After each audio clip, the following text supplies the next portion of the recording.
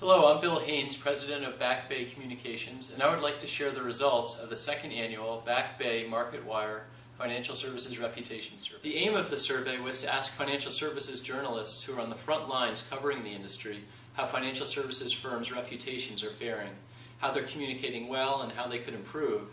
We also wanted to compare this year's survey with the results of a year ago.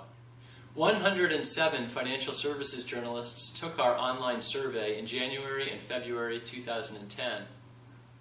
So what is the overall takeaway from the survey? Financial journalists say that financial services firms' reputations have declined over the last year, and to regain their reputations, they need to overcome a credibility gap. Now let's take a look at the results.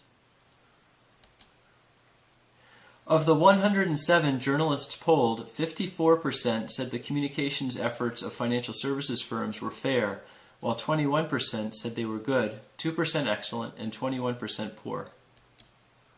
83% said the reputation of the financial services sector has declined over the past year, with 59% saying it has declined significantly and 24% saying it has declined slightly. Reporters blame the decline on the taxpayer bailout of banks and the bonuses paid to Wall Street executives.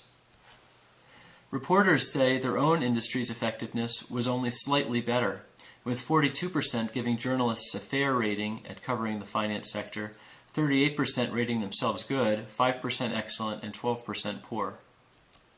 Most reporters don't expect any improvement in financial services firms' communications efforts in the first half of 2010.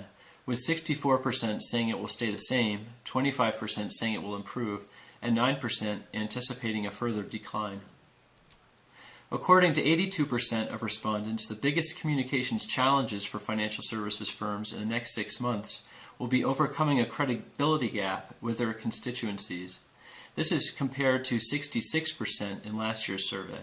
Managing crises, 33% versus 57% in 2009, and responding to regulatory changes. Reporters also said financial firms need to do a better job explaining complex developments in a way people can understand them. According to respondents, financial services companies have an opportunity to rebuild trust by being seen as honest and credible, having their customers' interests in mind, and being financially sound. Reporters also said financial institutions need to admit they bear some responsibility for the financial crisis, be willing to accept reasonable reform, and do a better job educating citizens about the important role financial firms play in facilitating economic growth.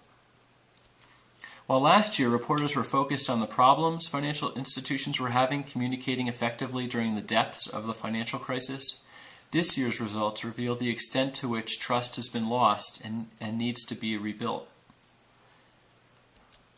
Not surprisingly, in an era when the media are under financial pressure, financial reporters say their biggest challenge is finding the time and resources to cover the news, getting financial services firms to communicate in a downturn, and knowing who to believe.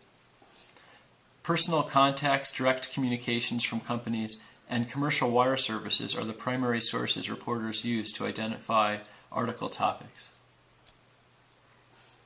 Email, news releases sent over wire services, and face-to-face meetings are some of the best ways for financial services firms to communicate with their constituencies. Survey respondents say some of the best ways for financial services companies to